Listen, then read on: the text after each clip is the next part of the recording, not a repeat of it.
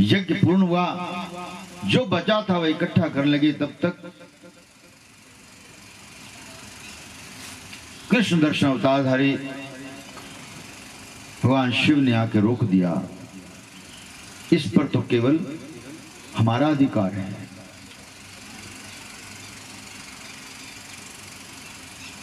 अपने पिता से जाके पूछा, अवशिष्ट पर अधिकार किसका है?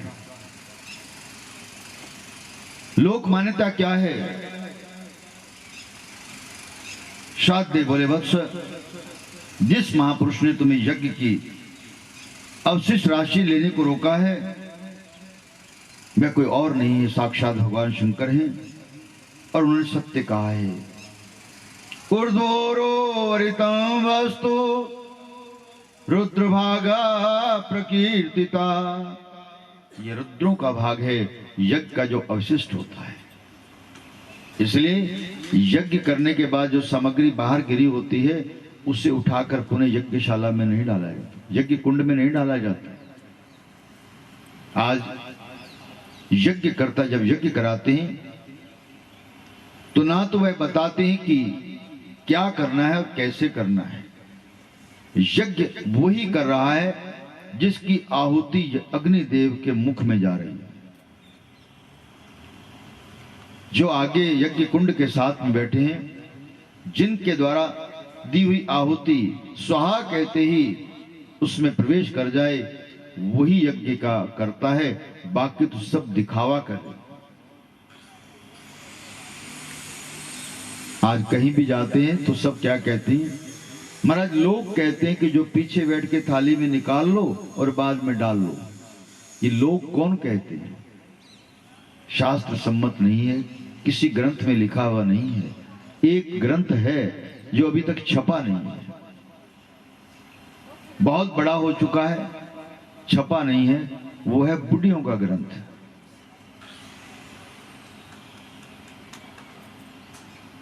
अपने आप मान्यताएं बना ली, पीछे बैठे कहीं बैठे निकाल रहे हैं उसमें सामग्री और बाद में उठा के हवन कुंड में। ये शास्त्र सम्मत नहीं है, इसका कोई लाभ तो मिलने वाला नहीं, अपितु दोष जरूर लगेगा।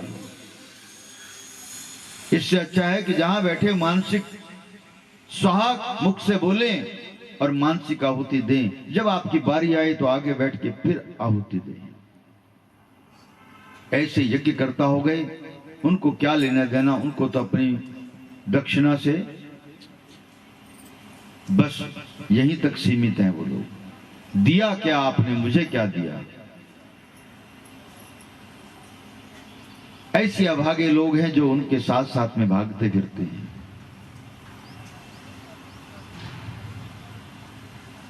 पहले हर घर में यज्ञ होता था, आज तो वर्ष भर में एक बार भी किसी घर में यज्ञ नहीं होता। हर पुण्य स्थान पर जहां भगवान का श्री विग्रह विराजमान होता है, नित्य यज्ञ का विधान है।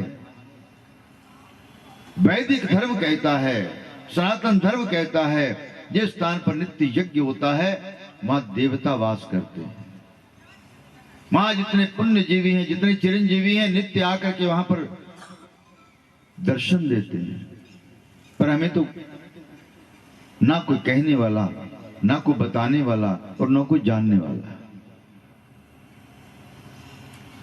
यज्ञ कराने के लिए इच्छा जिसकी होती है वो वैसे डर जाता है, यज्ञ कराऊंगा 200 रुपए का तो सामान आएगा और 500 रुपए यज्ञकर्ता को देने पड़ेंगे, नहीं तो वो रूठ जाएगा। जबकि आना चाहिए सज के, और जाते हैं वो सूझ के, केवल दक्षिणा की ओर देखते रहते हैं। ये भगवान का श्राप है। निरंतर आप भिखारी जैसे बने रहोगे, मांगते रहोगे। ब्रज में भगवान का श्राप है कि वहां नित्य सारा दिन जो वहां के गोस्वामी हैं, दे दे कछु खवाए दे, कछु उठाए दे, कछु पिवाए दे, सारा दिन इकट्ठा करते हैं। और उनकी जो पटरानियां हैं घर में 1-1 किलो सोना पहन करके बैठी, वो ना मांगने जाती और ना उन्हें कोई चिंता होती। उन्हें वरदान क्या था कि उन्होंने भगवान की सेवा की थी। उस समय मांगा कुछ नहीं था, दिया था। उन्होंने भगवान के लिए प्रसाद बना करके उनको दिया। उसका फलस्वरूप आज तक वह सेठानियां हैं। हम प्रफुल्लित होना चाहते हैं, लेकिन शास्त्र सम्मत होकर चलना नहीं चाहते। केवल अपने मन से क्रियाओं को करते हैं, मनमुखी हो गए, शास्त्र की सम्मत नहीं मानते। भगवान के दर्शन करके बहुत प्रकार से पूजन किया है। यहां एक किरात अवतार का परिचय देते हुए कहा,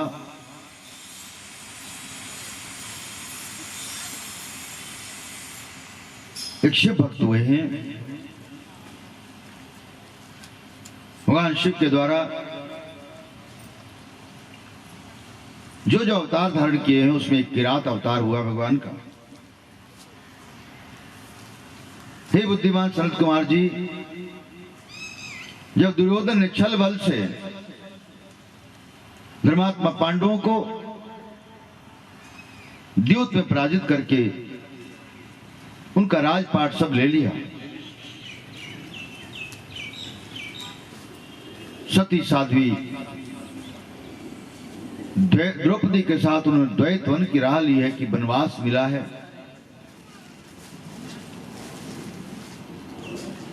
द्रौपदी ने सूर्य देव की उपासना करके एक अक्षय पात्र प्राप्त किया है। जब तक द्रौपदी भोजन नहीं करेगी, उस पात्र में से लाखों प्राणियों को भी भोजन दिया जा सकता है। और मन इच्छित भोजन वह प्रदान करते। आपकी इच्छा हुई दधी भात खाना है तो दधी भात मिलेगा, आपकी इच्छा हुई प्रसाद पाना है तो प्रसाद मिलेगा। परंतु आजकल के पदार्थों के लिए उसमें कोई जगह नहीं थी। जो आज आप लोग सब खाते हैं ना, लाल डिब्बे वाला, लाल रंग निषेध है। लाल डिब्बे का सामान बहुत खाते हैं, वो सामान नहीं, सात्विक भोजन मिलेगा। दुर्वासा एक बार भ्रमण करते हुए हस्तिनापुर में गए ही दुर्योधन ने पूर्ण निष्ठा से उनकी सेवा अर्चना की है, लेकिन शकुनी पापी मन है, उसने दुर्योधन को पढ़ाया। आज सारा काम संपूर्ण होने वाला है।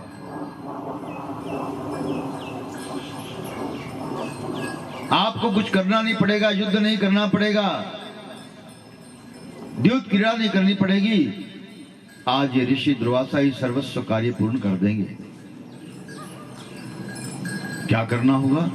बस दुर्वासा से प्रार्थना करो कि हमारे भाई लोग, हमारे जो बड़े हैं, वो जंगल में रहते हैं, जैसी कृपा आपने मुझ पर की है ऐसी कृपा उन पर भी करो। 80,000 शिष्यों के साथ में दुर्वासा को वन की ओर भेज दिया। मध्याह्न से पहले नहीं जाना, मध्याह्न के बाद जाना, जब वह अपने नित्य कर्मों से बाहर आ जाएंगे। वन में रहते हैं ना, इसलिए बहुत प्रार्थना पूजा करते हैं, उनका समय उसमें चला जाता है। मध्याह्न के बाद में जाना, यद्यपि वो जानते हैं कि मध्याह्न तक ही द्रौपदी रह पाती है, मध्याह्न में तो भोजन करेगी, प्रातः काल से मध्याह्न तक वह जल भी नहीं लेती। यदि कुछ पाना है तो त्याग करना पड़ेगा। तप शब्द है ता और पा। ता का अर्थ है त्याग और पा का अर्थ है पाना।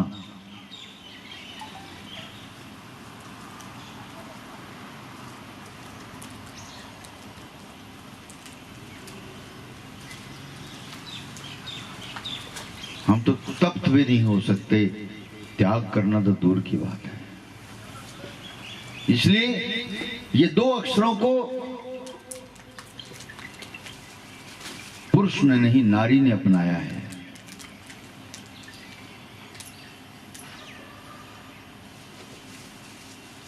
पूरे जीवन काल में इन दो अक्षरों को नारी ने संभाला है और इनके आश्रय में रही है। लेकिन ता और पा को, श्रृंखला को बदल दिया, पा और ता कर दिया। जन्म लेती है और पा और ता के साथ दो मात्राएं लगी होती हैं। पा को ई की मात्रा होती है, ता को आ की मात्रा होती है, तो क्या स्वरूप हो जाता है? पिता। युवा होती है तो पा की मात्रा हट जाती है और ता के पीछे ई की मात्रा लग जाती है, तब क्या हो जाता है? पति।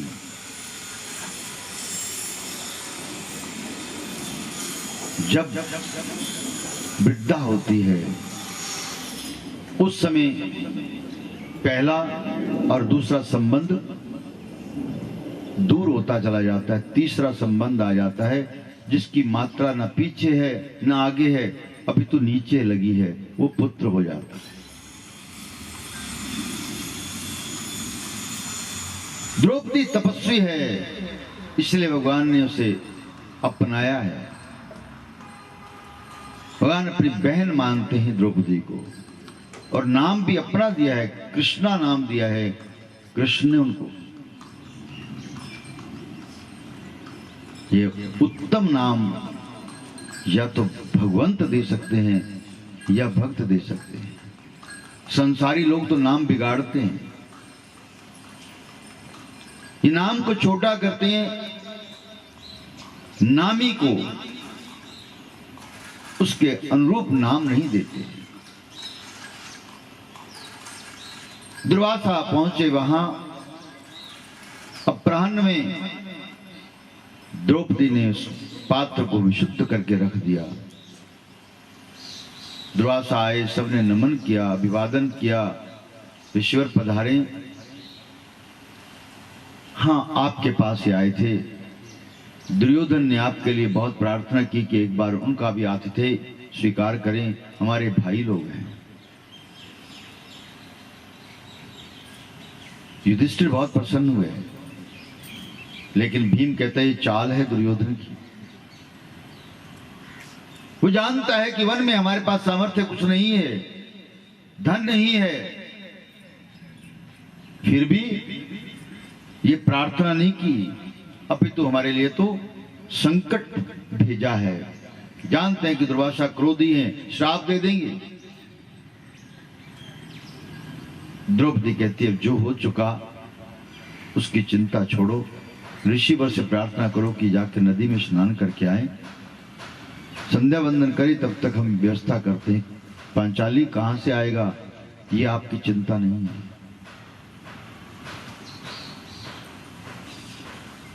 चार दीवारें खड़ी करके ईंट पत्थर से, गारे से जो बनता वो मकान होता है।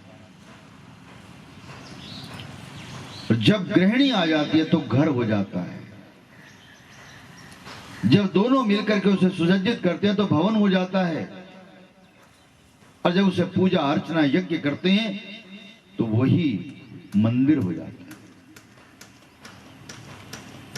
अपने आप को हम भीतर से झांच के देखें कि हमारा घर मकान है, घर है, भवन है या मंदिर है।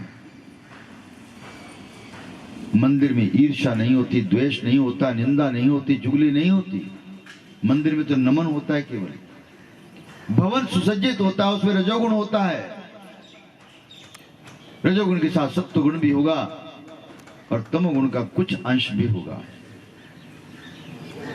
लेकिन मकान में तो तमोगुण ज्यादा होगा, सत्वगुण कम होगा, रजोगुण की प्रधानता भी बढ़ती जाती है जैसे जैसे सामर्थ्य बढ़ती है।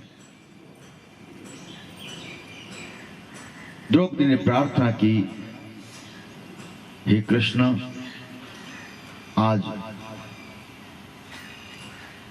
आपकी प्रतिष्ठा का प्रश्न है, मैं आपकी बहन हूं, आज ऋषि दुर्वासा से हमें किसी प्रकार से भी बचाएं। भगवान प्रकट हो गए। युधिष्ठिर ने कहा प्रभु आप आए तो भोजन कहां से लाएंगे? कहते भोजन किसे कराना है कि दुर्वासा को अभी तृप्त कर देती।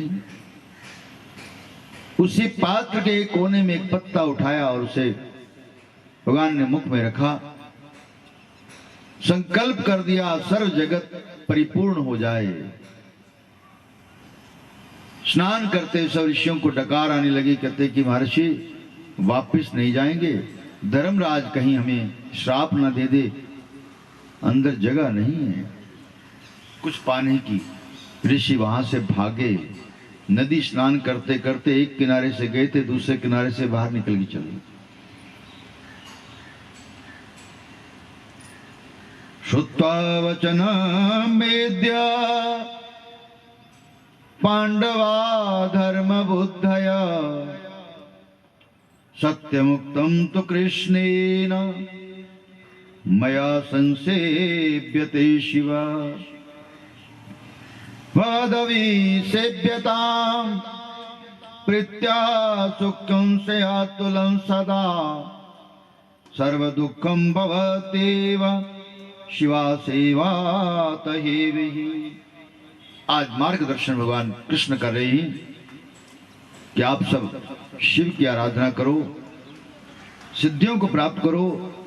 शिव महान दयालु हैं, आशुतोष हैं, सर्वसमर्थ हैं, ऑर्डर दानी हैं, दुर्भाग्य को सौभाग्य में बदल सकते हैं यदि आप भाव से उनकी पूजा अर्चना करें तो। आपके दुखों का अंत हो जाएगा, कष्ट समाप्त हो जाएंगे। निर्मल मन से आप उनकी आराधना करें।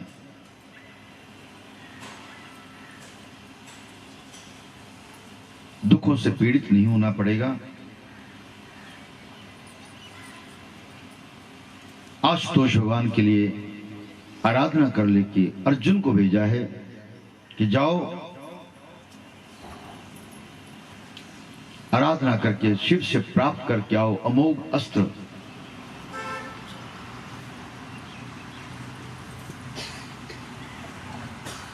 पूछा है भगवान ने कि जो सुख और दुख में सम हो जाता है उसे कुछ भी अधेय नहीं रहता। युधिष्ठिर ने चरणों में प्रणाम किया, प्रभु मुझे तो दोनों प्यारे हैं, सुख भी मुझे प्यारे हैं, दुख भी मुझे प्यारे हैं, सुख भी मुझे प्यारे हैं, दुख भी मुझे प्यारे हैं। छोड़ो मैं किसे भगवन, दोनों ही तुम्हारे हैं। छोड़ो मैं किसे भगवन, दोनों ही तुम्हारे हैं। सुख भी मुझे प्यारे हैं, दुख भी मुझे प्यारे हैं, सुख भी मुझे प्यारे हैं, दुख भी मुझे प्यारे हैं। छोड़ो मैं किसे भगवन, दोनों ही तुम्हारे हैं। छोड़ो मैं किसे भगवन, दोनों ही तुम्हारे हैं।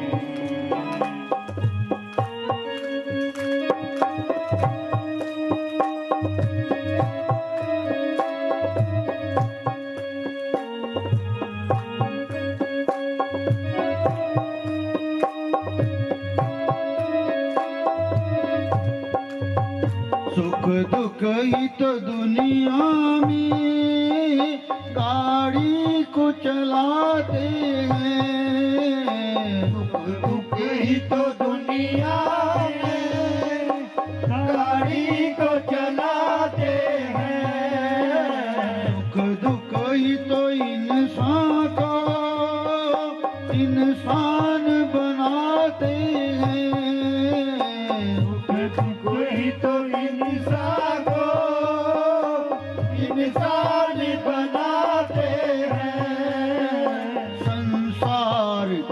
नदिया के दोनों ही किनारे हैं।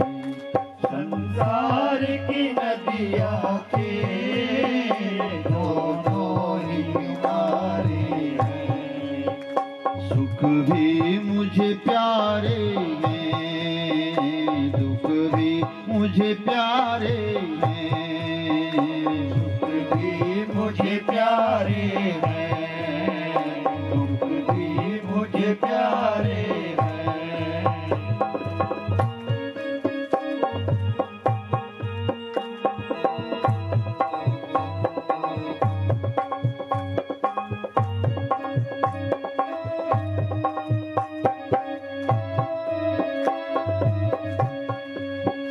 दुख चाहे नहीं कोई, सब सुख को तरसते हैं। दुख चाहे नहीं कोई, सब सुख को तरसते हैं। दुख में सब रोते हैं, सब सुख में हंसते हैं। दुख में सब रोते हैं, सब सुख में हंसते हैं। दुख मिले हैं जिसको भी प्रभु नाम सहारे हैं। दुख मिले हैं जिसको भी प्रभु नाम सहारे हैं। सुख भी मुझे प्यारे हैं, दुख भी मुझे प्यारे हैं। दुख भी मुझे प्यारे हैं, दुख भी मुझे प्यारे हैं।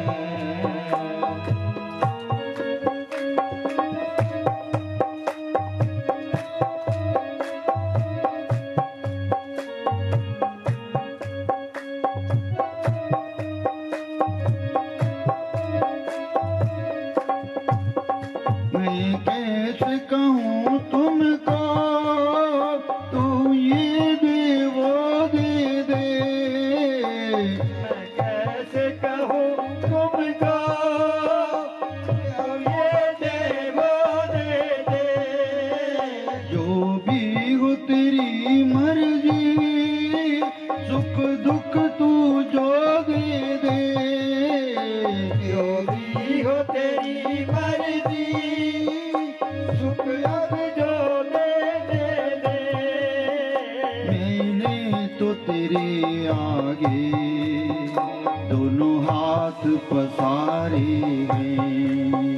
मैंने तो तेरे आगे दोनों हाथ पसारे हैं। सुख भी मुझे प्यारे हैं, दुख भी मुझे प्यारे हैं। दुख भी मुझे प्यारे हैं, दुख भी मुझे प्यारे हैं।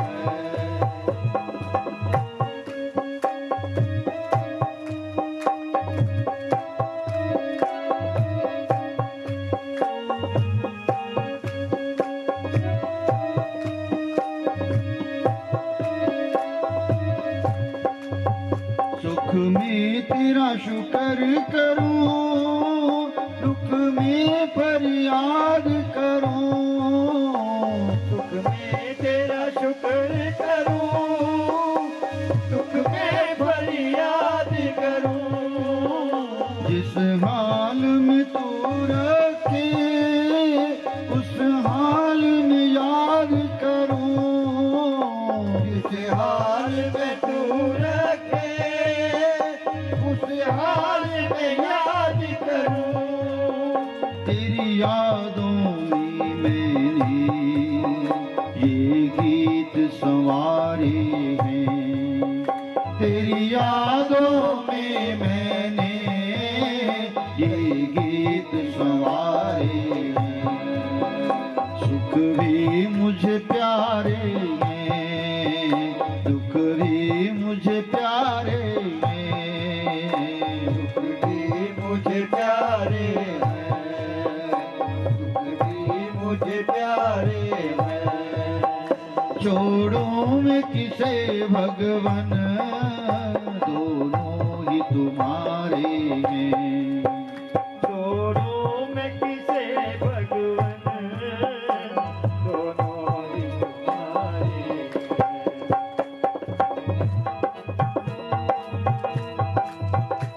दुख भी मुझे प्यारे हैं, जोड़ों में किसे भगवन, दोनों ही प्यारे हैं, दोनों ही प्यारे हैं, दोनों ही प्यारे हैं। आज भगवान कृष्ण पांडवों को कहते हैं, सभी प्राणी दुखी हैं। दुख की व्यापकता और विशालता प्राणियों को निश्चेष्टात्मक संतोष देती है। वास्तविक तो दुख ही है। इस दुख के अभाव में प्राणी सुख मान लेता है। जब दुख ना हो तो मान लेता है कि अब सुख ही है। शरीर को व्याधि मंदिर बताया गया है, और जिस लोक में हम हैं इसे मृत्यु लोक कहा गया है। दुख का आलय कहा गया है, दुख का घर कहा गया है। दुख का आलयम शाश्वतम, यहां दुख का आलय है, यहां सुख नहीं है कहीं भी।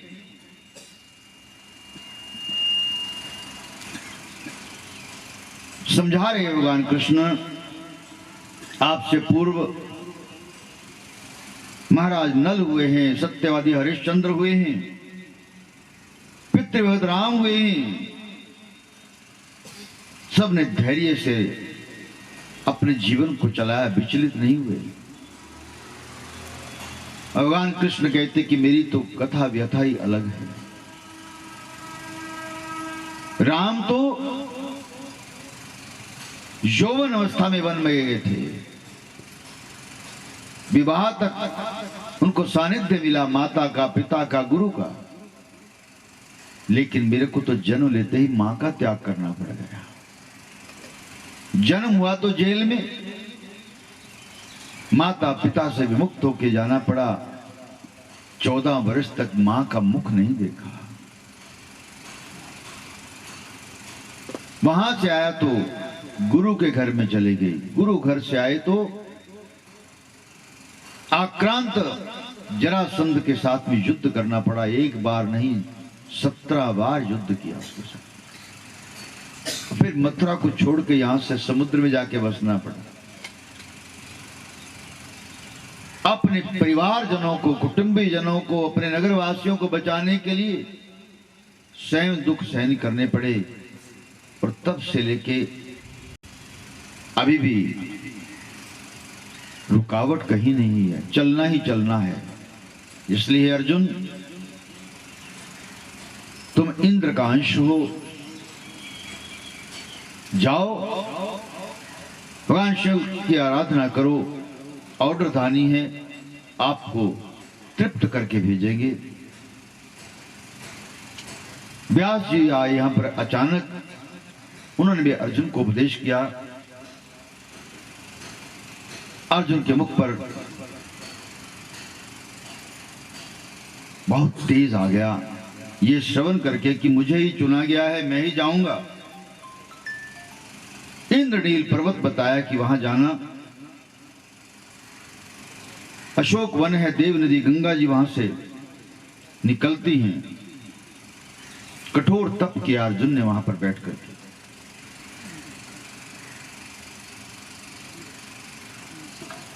इधर गुप्तचरों को भेजा है दुर्योधन ने अर्जुन के तप को भंग कर देना।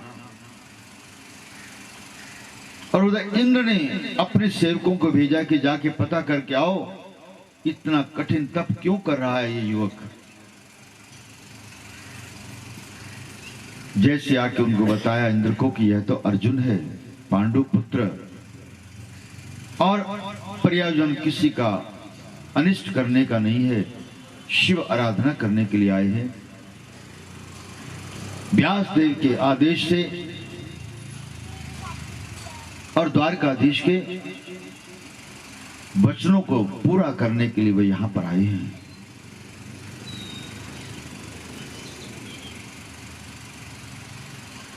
स्वयं इंद्र आए ब्राह्मण के वेश में। इंद्र ने कहा कि तुम शिव की आराधना क्यों कर रहे हो? शिव के पास है क्या?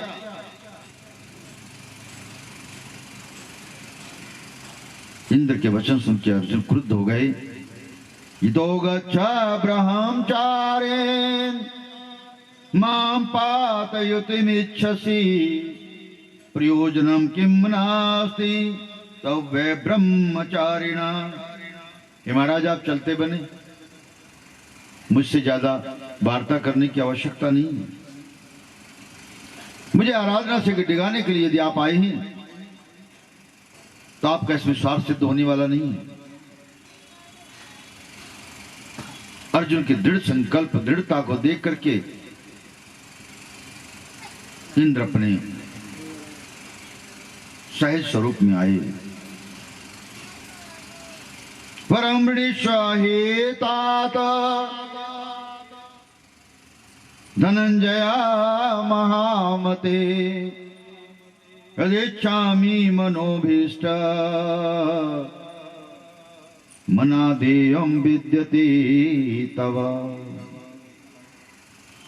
हे वत्स, शिव जी में तुम्हारी सत्यनिष्ठा, आस्था और श्रद्धा भक्ति को देख करके आज मेरी प्रसन्नता का पारावार नहीं। मेरा अंश शिव भक्त है, उस ऑर्डर दानी को, उस सर्व समर्थ की शरण में आया है। अवश्य आपका कार्य सिद्ध होगा। यद्यपि कौरव वंश में भीष्म है, द्रोण है, कर्ण है, परंतु भगवान शिव की कृपा तुम्हें प्राप्त हो जाएगी तो तुम्हें पराजित करने वाला कोई नहीं है।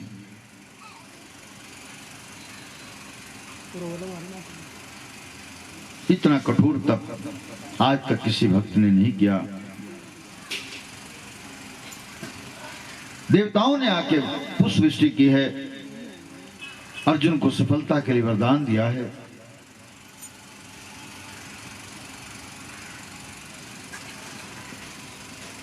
इधर एक शूकर आया उत्पात मचाते हुए, पीछे से किरात वेशधारी धनुष बाण लेकर के भगवान शिव आ रहे हैं। अर्जुन ने बाण संधान किया कि यह तो कोई दानव प्रतीत होता है, इसका वध कर देना चाहिए। अर्जुन ने बाण चलाया और उधर से किरात स्वरूप में भगवान ने बाण चलाया पीछे से। वो बाण उसके पृष्ठ भाग से भीतर में प्रवेश करके मुख से निकल गया। अर्जुन का बाण मुख से निकल के पीछे से निकल गया।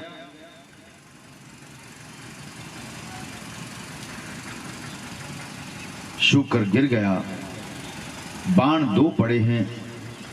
एक सेवक आया बाण उठाने के लिए, इधर से अर्जुन पहुंचा बाण उठाने के लिए। उन्होंने कहा मेरे स्वामी का बाण है। अर्जुन कहते तुम देख नहीं सकते, इस बाण पर मेरे अंक निर्मित हैं। मेरे तुणीर में जो बाण हैं उनके साथ में मिला के देखो, इस पर मेरा नाम अंकित है। उलझने लगे। मैंने कहा कि मुझे लगता है तुम मुनि का वेश धारण करके तो आए हो,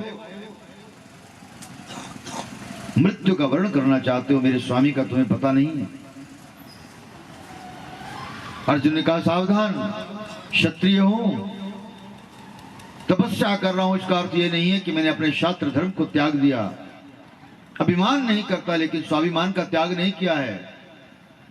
क्षत्रिय है, भक्ति कर रहा हूं, पूजा कर रहा हूं, अर्चना कर रहा हूं, तपस्या कर रहा हूं, लेकिन मेरा क्षत्रित्व समाप्त नहीं हुआ।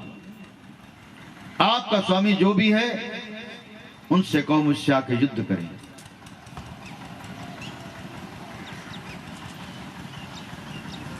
अर्जुन की दृढ़ भक्ति देख करके भगवान दिव्य स्वरूप में प्रकट हुए। यहां पर पश्चाद् विहसत त्रैव शंकरो रूपमद्भुतम् दर्शयामास सहसा भक्तश्वस्यतया शुभम। जैसे भगवान शंकर सामने आए, अर्जुन ने गांडीव को रखा है और प्रार्थना स्वरूप नमन करके भगवान की स्तुति गान करता है। देव देव महादेव करुणाकर शंकर ममापराधम सर्वेश क्षन्तव्यश्च तया पुनः। भगवान ने कहा कि अर्जुन, तुम्हारे स्थान पे कोई भी होता इसी प्रकार के वचन कहता, मैं आपसे बहुत प्रसन्न हूं। अर्जुन कहता कि हे प्रभु,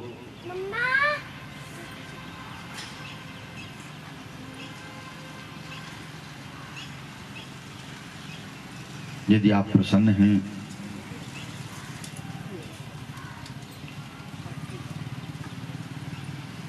मुझ पर उपकार करें, आपका आशीर्वाद लेने के लिए आया हूं। जो सच्चे भक्त होते भगवान से मांगते नहीं, एक बार भी मुख से मांगते नहीं है। कृपा पात्र बनना अलग बात है, जो कृपा पात्र बन जाता है वह तो परिपूर्ण हो जाता है, उसे कृपा का फल प्राप्त हो जाता है। उसे फिर धन बल शस्त्र इसकी कोई आवश्यकता नहीं होती।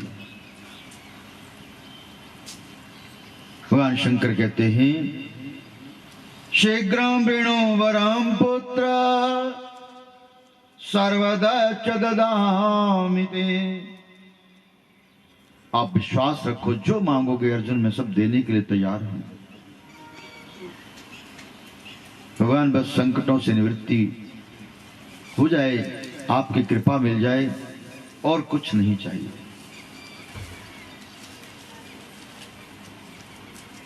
भगवान कहते हो तो मेरे दर्शन का फल तो आपको प्राप्त होगा ही।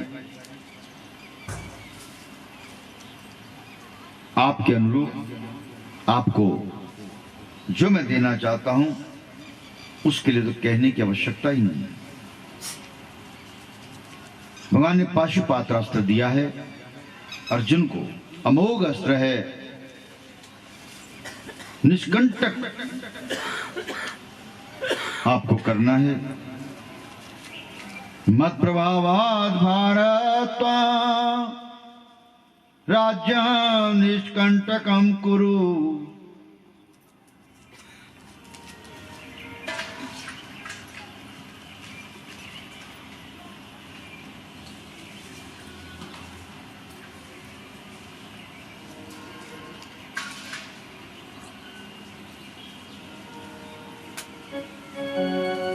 मेरी कृपा से हे पांडव पुत्र, आप निष्कंटक राज्य करोगे, आपके मनोरथ पूर्ण होंगे। नमन करता है अर्जुन। कैलाश के निवासी नमो बार बार तो, बार बार तो।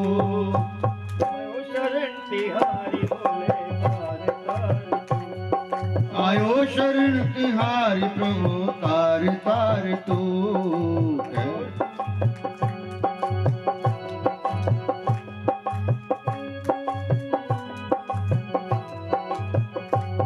कैलाश के निवासी नमो बार बार तो, बार बार तो। आयो शरण तिहारी बोले तार तार तो। आयो शरण तिहारी बोले तार तार तो।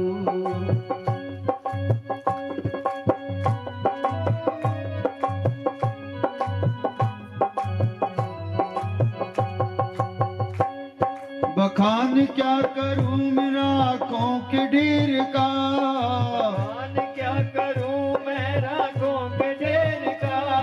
बखान क्या करूं मेरा आंखों के ढेर का। बखान क्या करूं मेरा आंखों के ढेर का।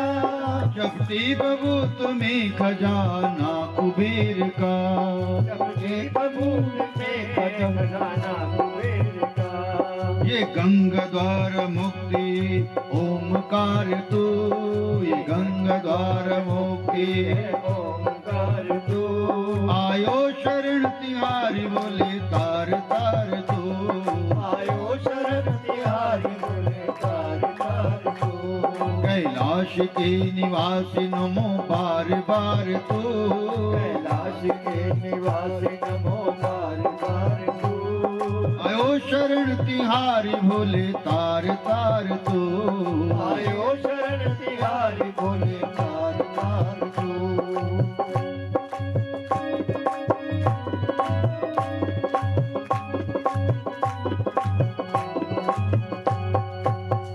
भक्तों के तूने कभी निराश नहीं किया, भक्तों को तूने कभी भी निराश ना किया। मांगा जिसे वो चाहा वरदान दे दिया, मांगा जिसे जो चाहा वरदान दे दिया। मांगा जिसे जो चाहा वरदान दे दिया।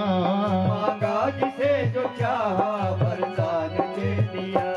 कैलाश के निवासी नमो बार बार तू, कैलाश के निवासी नमो बार बार तू।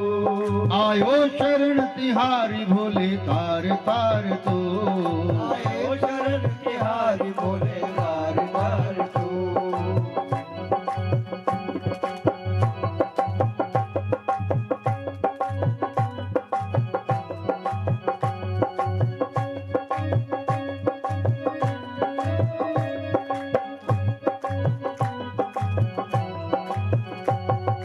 बड़ा है तेरा दाया बड़ा दातार तू, तेरा दायरा बड़ा दातार तू। बड़ा है तेरा दायरा बड़ा दातार तू, बड़ा है तेरा दायरा बड़ा दातार तू। आयो शरण तिहारी भोले तार तार तू, आयो शरण तिहारी बोले बार बार तू। कैलाश के निवासी नमो बार बार तू, कैलाश के निवासी नमो बार बार तू। आयो शरण तिहारी बोले तार तार तू, आयो शरण तिहारी बोले बार बार तू।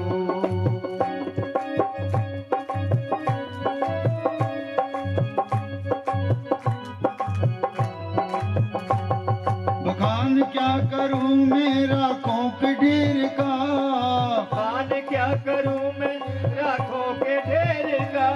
चपटी बबूत में खजाना कुबेर का, चपटी बबूत में है खजाना कुबेर का।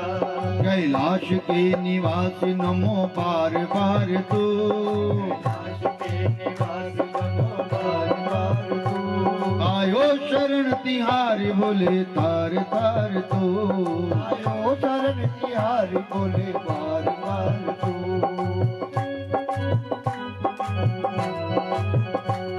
आयो शरण तिहारी बोले बार बार तू।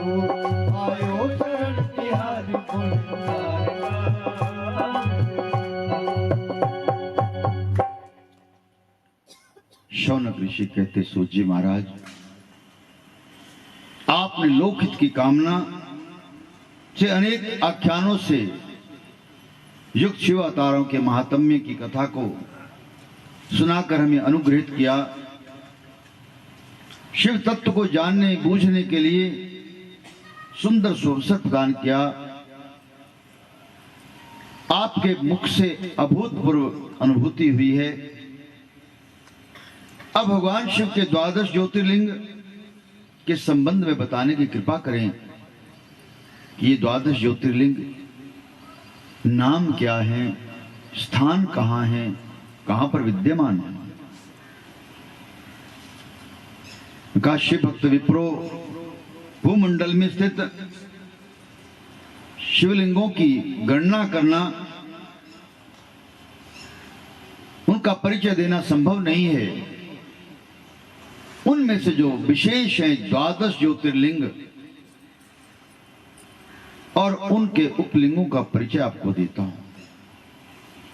सौराष्ट्रे सोमनाथम च श्रीशैले मल्लिकार्जुनम उज्जैन्यम महाकाल ओंकार परमेश्वरम केदारम वशिष्ठे डाकिन्याम भीमशंकरम वाराणस्यात विश्वेशम त्र्यंबकम गौतमी तटे वैद्यनाथम चिताभूति नागेशम दारुकावनी सेतुवंदे तु रामेशम भूष्मेशम च शिवालय। 12 ज्योतिर्लिंग हैं। पहला है सौराष्ट्र में सोमनाथ के नाम, दूसरा है श्रीशैल पर मल्लिकार्जुन, तीसरा उज्जैनी में महाकाल, चौथा है ओंकार तीर्थ में परमेश्वर, पांचवा है हिमाचल के शिखर पर केदारनाथ, छठा है डाकिनी में भीमशंकर, सातवां वाराणसी में विश्वनाथ।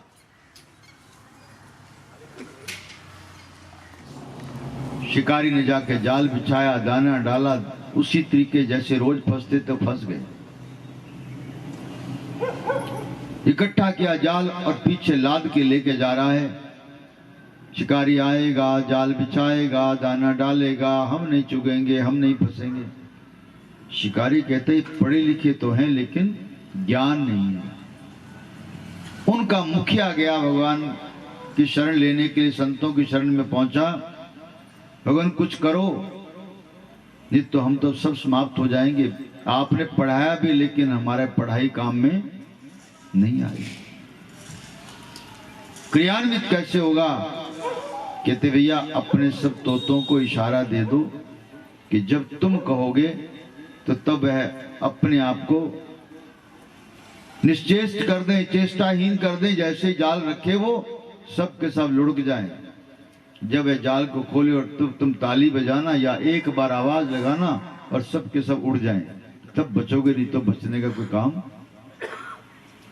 शिकारी घर तक आया, बोलते आ रहे हैं, जैसे उसने जाल गिरा सब के सब निश्चेष्ट हो गए, सबने गर्दन घेर दी। शिकारी ने विचार किया तो सब मर गए।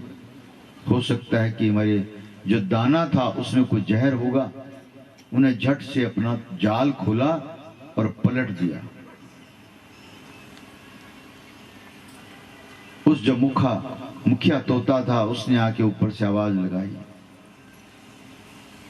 जाल खुल गया अब उड़ चलो भैया, जाल खुल गया अब उड़ चलो भैया। जानते सब हैं पर मानते तो कोई नहीं। जानते सब हैं कि 2:30 बजे का टाइम कथा का रखा गया है,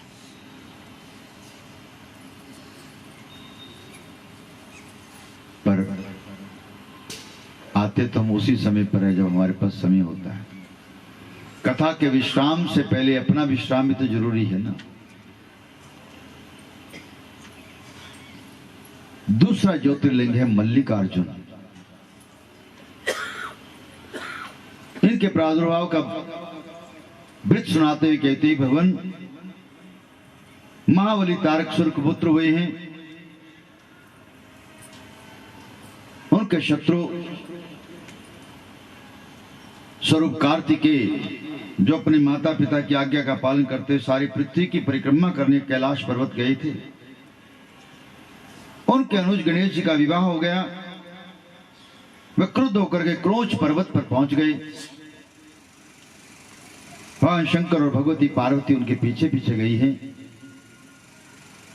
लौटने के लिए अनुरोध किया तो उन्होंने कहा कि यदि आप मेरे पीछे जब तक आते रहोगे तब तक मैं चलता रहूंगा, यदि फिर भी आप वापस न गए तो मैं समुद्र में चला जाऊंगा। पुत्र मोह में शिव पार्वती चले जा रहे हैं। अपने आप को उत्तरदायी माना है कि अपराध हमारा है। यदि हम दोनों बालकों का एक ही समय में विवाह कर दे तो ऐसा ना होता। हम निर्णय नहीं कर पाए कि किसका पहले विवाह करे और किसका बाद में करे। हमने बालकों से ही पूछ लिया कि जो पहले पृथ्वी की परिक्रमा करके आएगा उसी का विवाह पहले किया जाएगा। और गणेश तो बुद्धिमान है, उसने तो हमें ही खड़ा करके 7 परिक्रमा लगा दी कि माता पिता की जो 7 परिक्रमा लगा देता है वो सप्तद्वीप वसुंधरा का एक चक्कर के बराबर हो जाता है। पूरी भूमि का उसका चक्कर पूर्ण हो जाता है। 7 द्वीप हैं पृथ्वी में, इसलिए माता पिता की 7 परिक्रमा करी तो 7 परिक्रमा लगाते ही पृथ्वी की परिक्रमा हो गई। यहां ज्योतिर्मय स्वरूप में व्याप्त हुए भगवान शिव और पार्वती। अमावस्या को भगवान शिव जाते मिलने के लिए और पूर्णिमा को मां पार्वती जाती मिलने के लिए। ये शिवलिंग का नाम हुआ मल्लिकार्जुन। ये शिव और शिवा, इनकी 2 ज्योतियां प्रतिष्ठित हैं यहां पर। मल्लिकार्जुन का पूर्व पद मल्लिका भगवती पार्वती का और उत्तर पद शिवजी का वाचक है। इनके दर्शन पूजन से शिव और शिवा दोनों ही प्रसन्न हो जाते हैं। तीसरा ज्योतिर्लिंग है जो जीवधारियों को मोक्ष प्रदान करता है, अवंती अथवा अवंतिका जिनका नाम स्थान का बहुत रमणीय नगरी है। वेद प्रिय नामक एक श्रेष्ठ ब्राह्मण प्रतिदिन नियम पूर्वक अग्निहोत्र करते भगवान शिव की पूजा में सदा तत्पर रहते थे। पार्थिव शिवलिंग प्रतिदिन बनाते, शिव की पूजा करते और फिर उन विग्रह को जल प्रवाहित करते। वेद प्रिय ब्राह्मण के 4 तेजस्वी पुत्र हुए। वे माता पिता के समान सद्गुणी थे। चारों पुत्रों के ब्रह्म तेज से अवंतिका नगरी की विलक्षण महिमा बनी। उन्हीं दिनों रत्नमाल पर्वत पर निवास करने वाले दूषण नामक एक धर्मद्वेषी असुर ने अपने तप से ब्रह्मा जी को प्रसन्न किया और अजेयता का व्रत प्रदान किया है। उन्मत्त हो गया असुर, उपद्रव मचाने लगा, उद्यत हुआ है, सबको कष्ट देता है, धर्मात्माओं और ब्राह्मणों को पीड़ित करता है। प्रचंड वेग से आता तो सबको कष्ट देके चला जाता है। असुरों से ना डरने का, भगवान शिव की शरण ग्रहण करने का सबको बहुत समझाया जाता है, लेकिन करें क्या? वो उत्पाती आता है, सबको दुष्ट कष्ट देता है। दूषण ने अपने सैनिकों को ब्राह्मणों को देखते ही बांध करके पीटने का, मार डालने का वचन दे दिया। जहां मिले, कोई भजन पाठ करता मिले, कोई यज्ञ करता मिले, उसे समाप्त कर डालो।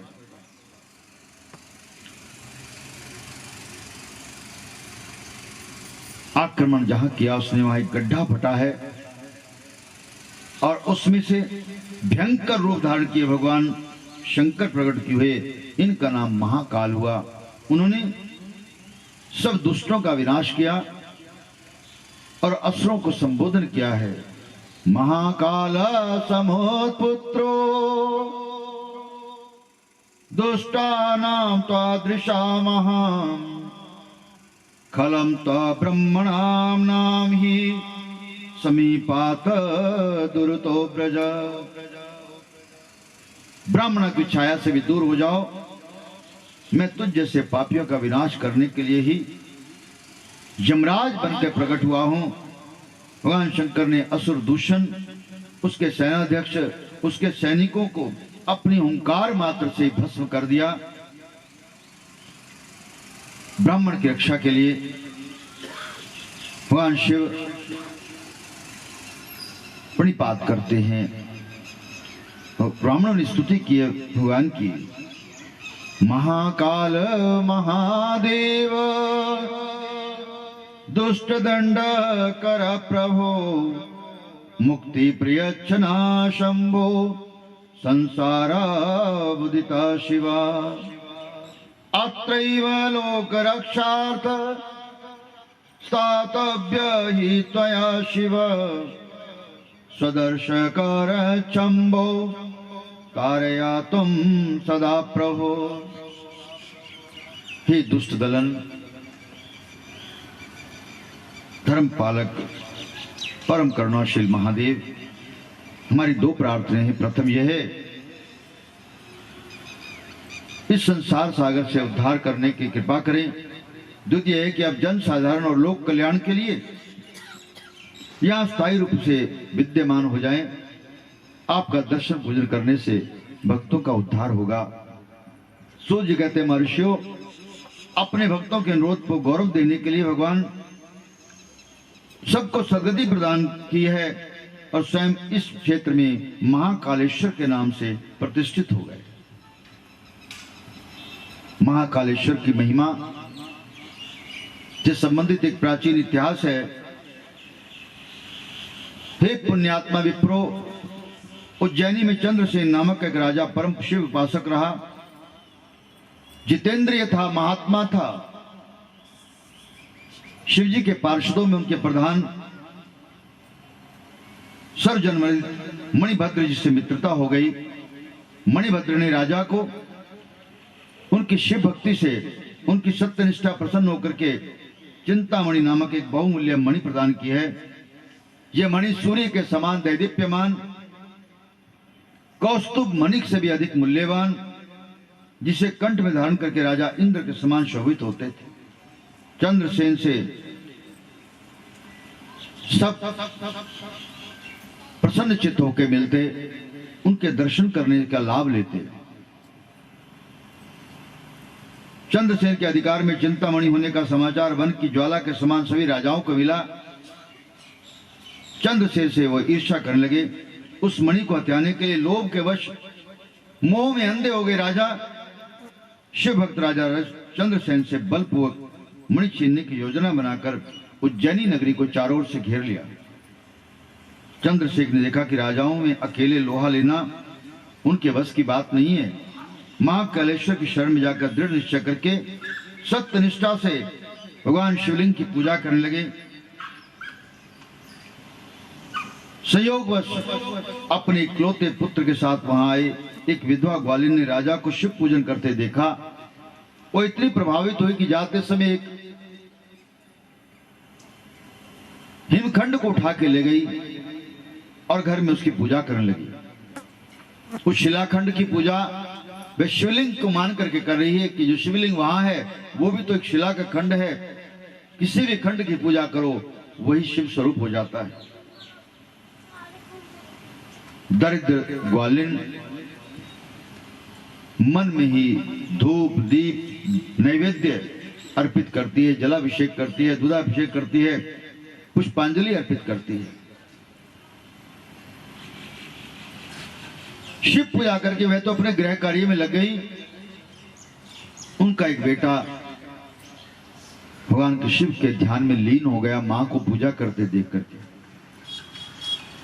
तन की सुधी ने रही भोजन तैयार करके ग्वालिन ने अपने बेटे को जोर जोर से कई बार पुकारा, लेकिन वह कहीं पता नहीं चला। वह तो भगवान की भक्ति में लीन हो गया।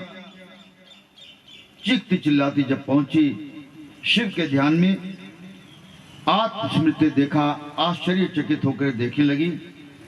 बांह पकड़ के उठाना चाहती है, लेकिन बालक तो टस से मस नहीं हुआ। बालक के सामने मृण्मय शिवलिंग को देख करके आश्चर्यचकित अभिभूत हो गई। स्वर्ण का शिवलिंग है उसके समक्ष। जो शिखा खंड लेके गई थी शिला का, वो अब स्वर्णमय हो गया। बालक की इतनी निष्ठा हो गई उसमें। पूरा का पूरा भवन प्रसाद बन गया, स्वर्ण महल बन गया। ग्वालिन उसका बालक भगवान शिव की जय जयकार करने लगे। शिव की कृपा हुई, ग्वालिन का भाग्य उदा हुआ। राजा मंदिर में आकर अपनी आंखों से चमत्कार देखे राजा चंद्रसेन ने बालक के भाग्य की बहुत प्रकार से सराहना किया, छाती से लगा लिया, अभिनंदन करते हैं राजा। राजा के नेत्रों से आंसू बहने लगे। युद्ध के लिए आए उज्जैनी को घेर कर खड़े राजाओं के कानों में जब इस चमत्कार का समाचार पहुंचा, एक दूसरे से कहने लगे, राजा तो परम शिव भक्त हैं, उज्जैनी पर शासन भी धर्मपूर्वक करता है, इसके प्रजाजनों पर भगवान शंकर की इतनी कृपा है, तो इस पर कितनी कृपा होगी। नूनमस्या विरोधेन शिव क्रोधा करिष्यति तत्क्रोधादधि वयं सर्वे विश्याको विनाशका। इस राजा पर आक्रमण करने से भगवान शंकर हम पर क्रुद्ध हो जाएंगे, नष्ट कर देंगे। उचित यही है कि अपने अपने राजाओं को सबको बुलाओ, इससे संधि करो और आक्रमण त्याग करके मैत्री करके अपने अपने राज्य को लौट जाओ। अवंती के राजा से सबने नमन किया है। राजा ने कहा विरोध छोड़ करके भगवान की भक्ति करो। तेरा पल पल बीता जाए मुख से जप ले नमः शिवाय। तेरा पल पल बीता जाए मुख से जप ले नमः शिवाय। तेरा पल पल बीता जाए मुख से जप ले नमः शिवाय। तेरा पल पल बीता जाए मुख से जप ले नमः शिवाय। ओम नमः शिवाय, ओम नमः शिवाय, ओम नमः शिवाय, ओम नमः शिवाय। मुसाफरी जब पूरी होगी, चलने की तैयारी होगी, तेरे साथ कोई ना जाए मुख से जप ले नमः शिवाय। तेरा पल पल बीता जाए मुख से जप ले नमः शिवाय। तेरा पल पल बीता जाए मुख से जप ले नमः शिवाय। ओम नमः शिवाय, ओम नमः शिवाय, ओम नमः शिवाय, ओम नमः शिवाय। ये जग है पंछी का मेला, एक दिन उड़ जाना है अकेला। ये जग जग है पंछी का मेला, एक दिन उड़ जाना है अकेला।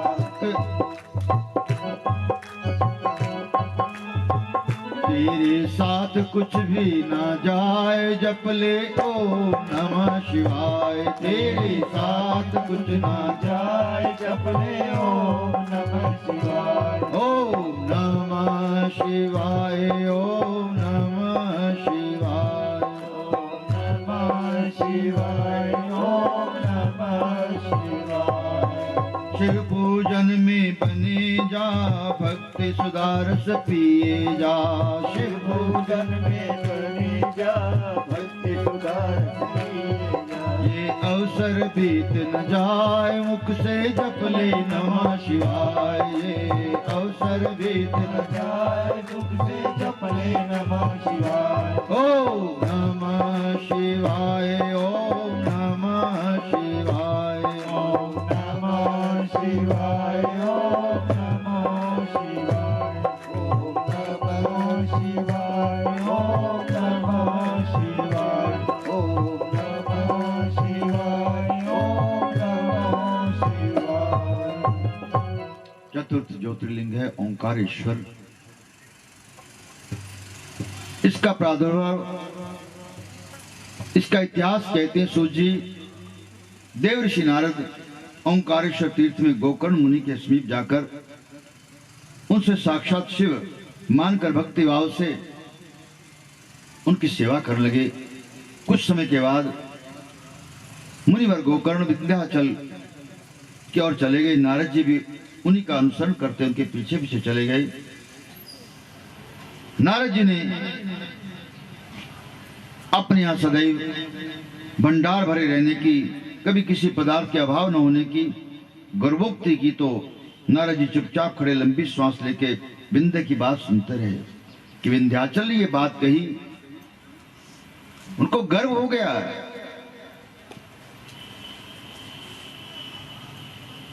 विस्मित हुए विंध्याचल ने नारद जी से पूछा है, आप कब आए, आपने क्या श्रवण किया?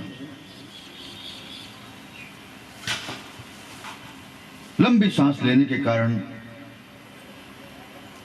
इस प्रदेश में अभाव देखने को मिला है। निस्संदेह तुम्हारी संपन्नता अतुल है, तुम्हारे यहां किसी वस्तु का कोई अभाव नहीं, किंतु मेरु पर्वत तुमसे अधिक ऊंचा है। वो देवलोक के साथ में जुड़ता जा रहा है। नारद जी शांत भाव से लौट आए। विंध्य पर्वत नारद जी द्वारा निर्दिष्ट न्यूनता के भाव से संतप्त हो गया। शिखरों की सर्वोच्चता तो आती रहती है, बनती रहती है, बिगड़ती रहती है। विंध्य पर्वत ओंकार क्षेत्र में जाकर भगवान शिव की आराधना पार्थिव शिवलिंग बनाकर करते हैं। अपनी शुद्धा पर उनका काबू है। जल भी नहीं पीते, घोर तपस्या की है। ऐसे मुनि के दुर्लभ दर्शन पाकर नारद जी कृतकृत्य हो गए। भगवान शिव की वाणी सुनी विंध्याचल ने। विंध्याचल ने कहा, प्रभु मैं आपके दर्शन करना चाहता हूं। यदि प्रसन्नो देवेश वृद्धि देहि यतोस्थितं स्वकार्य साधिनं शंभो त्वं सदा भक्तवत्सला। आप तो भक्तों को अनुग्रहित करते रहते हैं, इसमें अणुमात्र भी संदेह नहीं है। मुझे ऐसी सिद्धि प्रदान करने की कृपा करें कि मनोवांछित फल मुझे यह मिले कि जो चाहूं मैं वो कार्य को सिद्ध कर सकूं। आशुतोष भगवान ने तथास्तु कहा है। ऑर्डर दानी है तो पल नहीं लगाते। शंकर जी के दिव्य रूप के दर्शन लाभ मिले। प्रार्थना किए, प्रभु मुझ पर तो कृपा की है।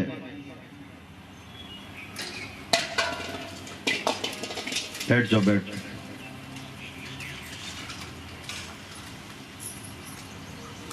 ओंकारं चैव यल्लिंगा मेकं यच्च द्विधागतं प्रणवे चैव ओंकार नामासीत् सदाशिव। ओंकारेश्वर के नाम से भगवान यहाँ प्रतिष्ठित हुए। पंचम ज्योतिर्लिंग है केदारेश्वर। इनके प्रादुर्भाव की कथा है कि दो अवतार हैं, नर और नारायण, जो आज भी बद्रिकाश्रम में विद्यमान हैं, जो कलयुग वासियों के लिए तप कर रहे हैं। उनके तप के प्रभाव से ही पार्थिव लिंग की पूजा की उन्होंने। भगवान ने उनको वर दिया है। नर और नारायण ने प्रार्थना की है, यदि प्रसन्नो देवेश यदि देयो वरस्त्वया स्थित्वा स्वेन रूपेण पूजार्थम शंकर स्वयं। आप यहां विराजमान हो जाएं। ज्योतिर्लिंग के स्वरूप में केदारनाथ तीर्थ में जो भी कोई जाता है उसका पुनः जन्म नहीं होता। इस मंदिर का दोबारा पुनर्निर्माण ऐसा भी वर्णन आया कि पांडवों ने किया था। स्वर्गारोहण के लिए जब पांडव गए तो सबकी उत्कंठा थी कि यहां भगवान शिव विचरण करते हुए कहीं दर्शन दे देंगे। एक चरवाहे से पूछा कि भगवान शिव के दर्शन करना चाहते हैं। उन्होंने कहा, आज तो यहां थे, अभी नित्य स्वरूप बदल के आते हैं। अगले दिन भीम वहां विद्यमान। चरवाहे से पूछते हैं, आज शिव किस स्वरूप में है? आज भैंसे के स्वरूप में है। वो देखो दूर। भीम भागने लगा तो भैंसे स्वरूप में भगवान ने सींग गड़ा दिए धरती में। अग्रभाग धरती में समा गया। पीछे से भीम ने पकड़ लिया, पूंछ से जाने नहीं दूंगा। भगवान प्रकट हो गए। युधिष्ठिर अपने चारों भाइयों और द्रौपदी सहित भगवान के दर्शन का कृतार्थ हुआ। वहां आज भी घी का लेप किया जाता है। पृष्ठभाग वहां पर है। अग्रभाग काठमांडू में पशुपतिनाथ के नाम से प्रकट है। इस शिवलिंग की पूर्ण दर्शन का लाभ तब मिलता है जब दोनों जगह पर दर्शन करके आए। तो षष्ठ शिवलिंग है भीम शंकर। भीम नामक एक प्रचंड पराक्रमी राक्षस, धर्म से विध्वंस करता हुआ सभी प्राणियों को दुख देता है। कर्कटी राक्षस से उसका जन्म हुआ। सह्य पर्वत पर अपनी मां के साथ रहता है। सब वृतांत पता लगा कि इसके माता पिता को, इसके नाना नानी को राम जी ने समाप्त किया था। तो इन्होंने प्रार्थना की है। महात्मा सुतीक्ष्ण को आहार बनाने के लिए गए तो उन्होंने इनके माता पिता को भस्म कर डाला था। ये कुंभकर्ण का पुत्र हुआ। कर्कटी कुपित है और उसने अपनी इच्छा बताई पुत्र को। उसने भगवान विष्णु से प्रतिरोध लेने के लिए शिव आराधना की है। ब्रह्मा जी ने वरदान देना चाहा। उन्होंने कहा कि यदि आप प्रसन्न हैं तो मुझे शिव के दर्शन कराएं। ब्रह्मा जी ने कहा कि शिव आराधना तो आपको करनी होगी। यहां शंकर जी की बहुत कठोर तप करके प्राप्ति की है। साध्वी पत्नी जो भगवान शिव के शरणागत हुई, उनके द्वारा यहां शिव प्रकट हुए हैं। सर्वजानासि देवेश सर्वेषां मनसि स्थितं तथापि श्रूयतां नाथ स्वदुःखं ब्रूयते वयम् तमिमं जहि भीमाख्यं राक्षसं दुःखदायकं कृपां कुरु महेशान विलंबम ना कुरु प्रभो। यहाँ शिव आराधना से शिव प्रसन्न हुए, उनसे प्रार्थना की तो यहाँ विद्यमान हुए हैं। सप्तम ज्योतिर्लिंग काशी में विश्वेश्वर जो विश्वनाथ के नाम से प्रकट हुए, इनका प्रादुर्भाव विद्यारण्य के अनुसार कैवल्य भाव से रमने वाले अद्वितीय परमेश्वर भगवान शंकर एक समय अपने सगुण रूप में पुरुष और स्त्री के रूप में प्रकट हुए हैं। सात युतियों में छतः अपनी इच्छा से प्रकट हुए थे और बाद में पुरुष और स्त्री में विभक्त हो गए। विस्मित हुए सब, एक स्वरूप से दो कैसे हो गए। आदिदेव ने अपने भगवान शंकर ने पुरुष और प्रकृति का एक जगह समन्वय करके ये रचना की है। उन्होंने बताया कि पुरुष और प्रकृति ने तप किया। तप करने से दोनों शरीरों से निकल करके जो श्वेत कणों से संचित जल राशि हुई, जल प्रवाह से यह नगर डूबने लगा। आशुतोष भगवान शंकर ने उस नगर को अपने त्रिशूल पर धारण किया। काशी नगरी भगवान के त्रिशूल पर धारण की हुई है। उसके बाद कभी जलमग्न नहीं हुई।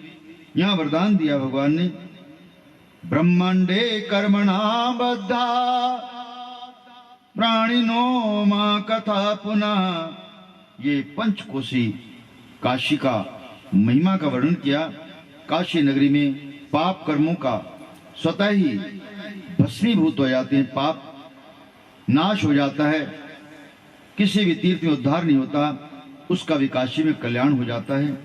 रुद्र के नाम से व्याख्यात कैलाशपति रुद्र ने सगुण रूप धारण करके यहाँ पर दर्शन दिए हैं।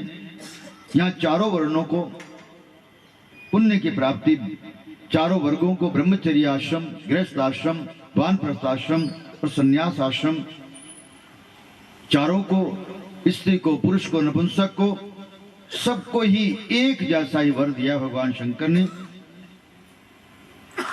सबको यहां आते ही मुक्ति की प्राप्ति हो जाती है। यदि जीवित कोई ना जा सके, मृत्यु प्रांत में यदि काशी में उनका देह त्याग करने के बाद केवल वहां दान हो जाए, उससे भी उसको मुक्ति की प्राप्ति। मानना अलग बात होती है, जानना अलग बात होती है।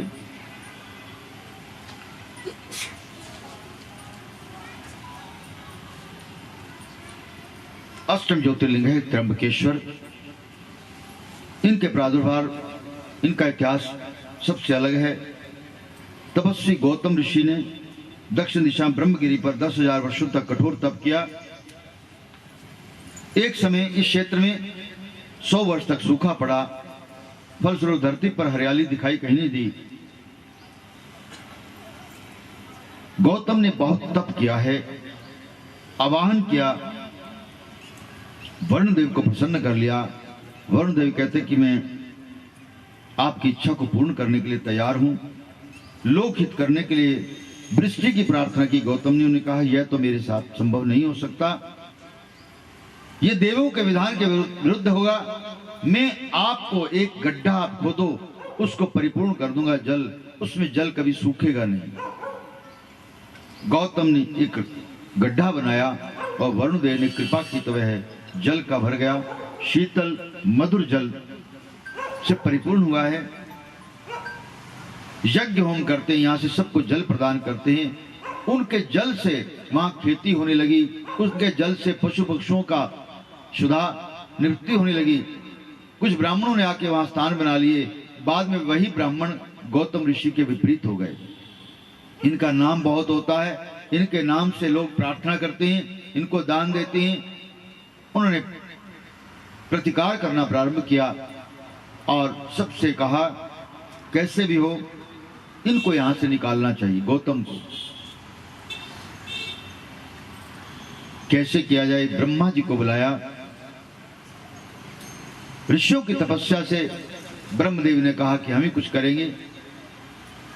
ऐसा प्रादुर्भाव किया कि वहां गाय के स्वरूप में एक कृष्णकाय गाय प्रकट की गई। गौतम ऋषि ने यह सोच करके कि गाय को बाहर अलग से चारा दे देंगे, वनस्पति नष्ट हो जाएगी। घास के कण उठा के जैसे स्पर्श किया, गाय मृत्युमुख हो गई। सब ब्राह्मणों ने कहा कि तुम्हें ब्रह्म हत्या लगी है, गौ हत्या लगी है, इस स्थान का त्याग करके चले जाओ।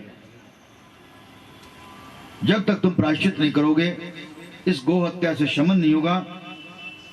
गौतम ने अपनी पत्नी अहिल्या के साथ आश्रम को छोड़कर कहीं जाकर दूर शुद्धि के लिए तपस्या करने का विचार किया। एक कुटिया बनाई। ब्रह्मगिरी की 11 बार परिक्रमा करने का भी वचन था। उन्हें सब कार्य किए। उनकी भक्ति से प्रसन्न होकर के भगवान शंकर प्रकट हुए। एतेर्दुष्टा किलां त्वां चा छलिलोत्मी कलात्मनि। भगवान शिव ने कहा कि इन खलों ने धृष्टता की है, तुम निरपराध हो, तुमने कोई अपराध नहीं किया। तो भगवान से प्रार्थना की गौतम जी ने, यदि प्रसन्नो देवेश गंगा च दीयतां मम कुरु लोपाकारं हि नमस्तेस्तु नमस्तेस्तु। शत शत प्रणाम है भगवान आपको, आप यहां पर विराजमान हो। गंगा जी से अनुरोध किया कि आप यहां पर पधारें।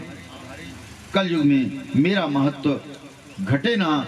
गंगा जी ने जब प्रार्थना की, उन्होंने कहा नहीं, आपका पहले से भी ज्यादा मान होगा, आपका मान मर्दन कहीं नहीं होएगा। 9वां ज्योतिर्लिंग वैद्यनाथ। लंकापति रावण शिव जी का परम भक्त था, अहंकारी था, अहंकार के प्रदर्शन में विश्वास करता था। एक बार रावण ने विशेष सिद्धि के लिए भगवान शिव की आराधना की। भगवान शिव प्रसन्न हो गए। अहंकारी रावण ने कहा प्रभु मेरे साथ चलिए।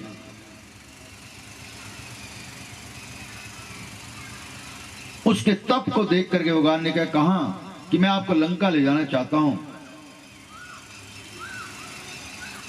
कैसे ले जाओगे? कि पूरे पर्वत को उठा के ले जाऊंगा। पर्वत के नीचे उन्हें 20 भुजाओं को जब लगाया, पर्वत हिलने लगा, सब त्राही त्राही करने लगे। पार्वती ने कहा शिव ये कौन आतताई कौन है? क्या देवी है तो मेरा सेवक, उससे अभिमान अहंकार हो गया है। सब शिखर हिलने लगे हैं, पर्वतराज दुखी हो रहे हैं, उनके जड़ को हटाया जा रहा है, पशु पक्षी सब विचलित हो रहे हैं, आप कुछ उपाय करो। भगवान शिव ने अपने पांव का अंगूठा दबाया, दोनों हाथ नीचे फंस गए, विद्वान है, बलवान है, लेकिन ऐसे व्यक्ति कभी दया प्रार्थना नहीं करते। उसने मार्ग चुना भगवान की स्तुति गान का, और भगवान की स्तुति की है उसने। प्रसन्न हो गए, बोले बाबा। उसके हाथ निकाले कि यदि आप ले जाना चाहती तो मेरे केवल इस शिवलिंग को लेके जा सकते हो, पर वो भी शर्त है कि राह में कहीं रखोगे नहीं। जहां तुम रख दोगे फिर मैं जाने वाला नहीं। रावण को अभिमान था कि मुझे बल बहुत है, मैं तो लेके जाऊंगा। और भगवान का विरत था कि मुझे लंका जाना नहीं है। पार्वती ने कहा कि लंका में नहीं जाना। आतताई की शरण में जाने का अर्थ है कि वह सबको पूजा से विलग कर देगा। लेके चला रावण। कुछ दूरी गया तो प्यास लगी। 20 हाथ है, 2 हाथ से पानी पी रहा है। जल पीना तो आसान था, लेकिन विसर्जन करना आसान नहीं था। कुछ दूरी गया, भगवान की प्रेरणा से अपान वायु ने दबाव डाला, रुका नहीं गया। वहां चरवाहा एक गाय चरा रहा, उसको बुलाया, भैया इसे थाम लो, मैं अभी विसर्जन करके आया, नीचे ना रखना। अब चरवाहा का बलशाली थोड़ा है, उसने कुछ देर तो थाम के रखा, उसके बाद उसने पृथ्वी पर बिठा दिया। रावण आया, बहुत हिलाया, भगवान ने चेतावनी दी, रावण अब नहीं। इसी स्थान पर भगवान यहां पर विराजमान हुए। पूजा अर्चना सबने की है। ज्योतिर्लिंगामिदं श्रेष्ठा दर्शनात् पूजनादपि सर्वा पापहरं दिव्यं मुक्तिवर्धनमुत्तमम्। ये अत्यंत प्रभावकारी दिव्य है। यहाँ जो भी आएगा उसे मुक्ति की प्राप्ति होगी।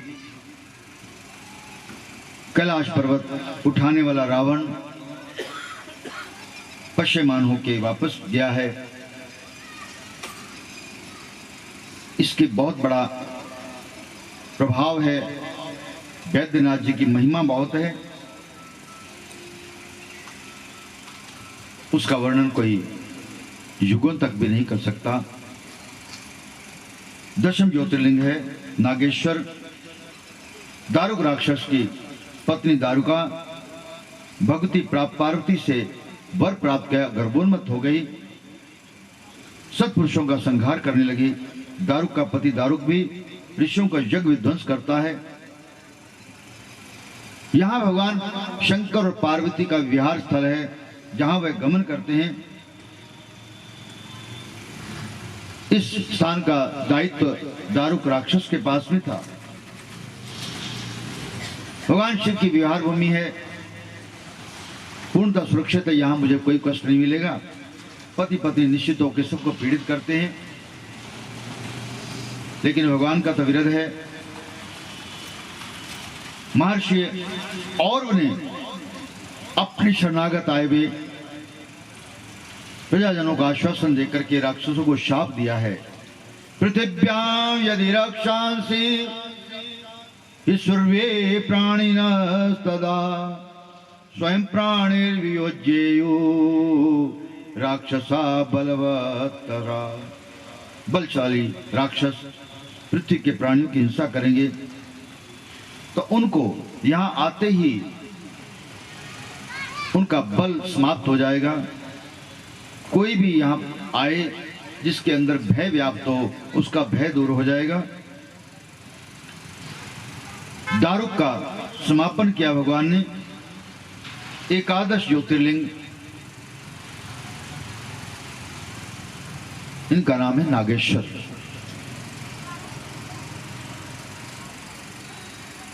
द्वादश एकादश का नाम है रामेश्वरम।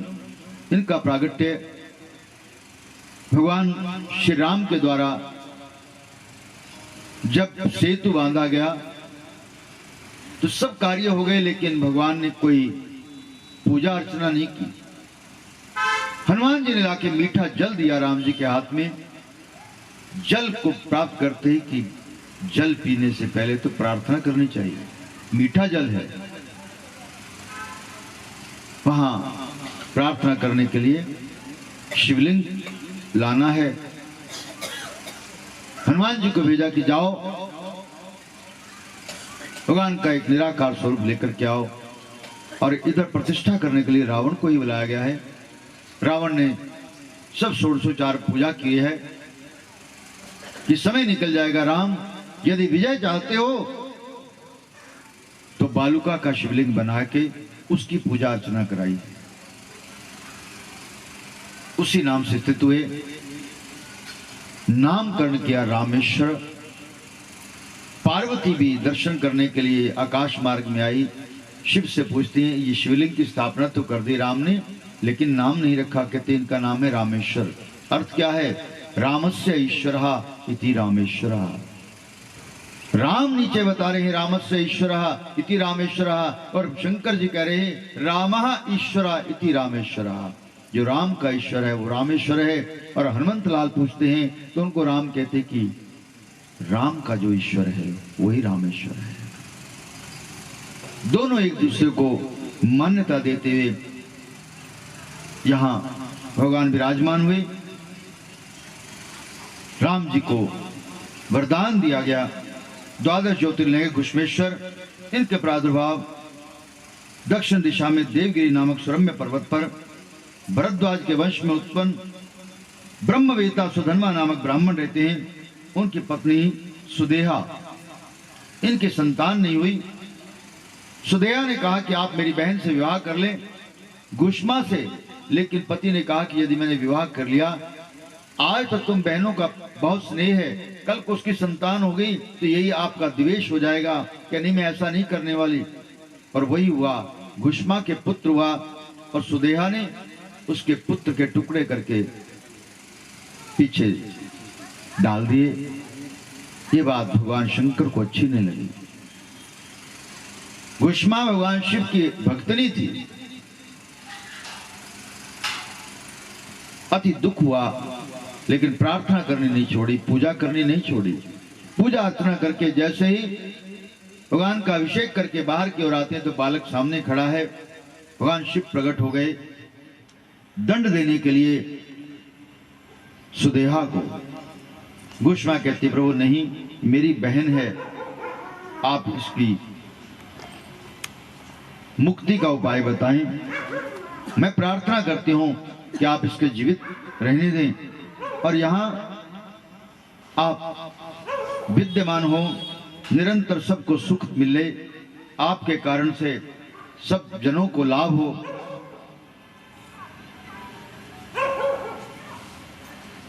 उन्होंने कहा कि लाभ तो मिलेगा, लेकिन इसे दंड देना अति आवश्यक है। कि प्रभु दंड देने के बाद तो सर्वस्व समाप्त हो जाएगा, यदि आप कृपा कर दें तो कृपा कभी समाप्त नहीं होती, आप इसे दंड ना दें। उसने भी वंदन किया, प्रभु मुझसे बहुत बड़ा अपराध हो गया, आप कृपा करें, अब के बाद कभी भी मनसा वाचा कर्मणा, मैं कोई भी कर्म ऐसा नहीं करूंगी। मन की तरंग मार लो बस हो गया भजन, मन की भूले हरि शिव ओंकारा, ब्रह्मा विष्णु सदा शिव, ब्रह्मा विष्णु सदा शिव, अर्धांगी धारा ओम हर हर हर महादेव, एकानन चतुरानन पंचानन राधे, पंचानन राधे, हंसासन गरुड़ासन, विश्वाहन साधे ओम हर हर हर महादेव। दो भुज चार चतुर्भुज 10 भुज ते सोहे, बोले 10 भुज के सोहे, तीनों रूप निरखता, तीनों रूप निरखता, त्रिभुवन जन मोहे ओम हर हर हर महादेव। अक्षमाला वनमाला रुंडमाला धारी, रुंडमाला धारी, त्रिपुरारी कंसारी, त्रिपुरारी कंसारी, वर मालाधारी ओम हर हर हर महादेव पीतांबर पीतांबर बागांबर अंगे सनकादिक ब्रह्मादिक सनकादिक ब्रह्मादिक भूतादिक संगे ओम हर हर हर महादेव कर मध्य कमंडल चक्र त्रिशूल धरता चक्र त्रिशूल धरता जग करता जग हरता जग करता जग करता जग पालन करता ओम हर हर हर महादेव ब्रह्मा विष्णु सदा शिव जानत अविवेका जानत हरिदेवा प्रणव अक्षर के मध्य अक्षर के माथे यह तीनों एका ओम हर हर हर महादेव धीर गुण शिव जी की आरत जो कोई नर गावे देव सहित गावे कहत शिवानंद स्वामी कहत हरि हर स्वामी वांछित फल पावे ओम हर हर हर महादेव कर्पूर गौरम करुणावतारम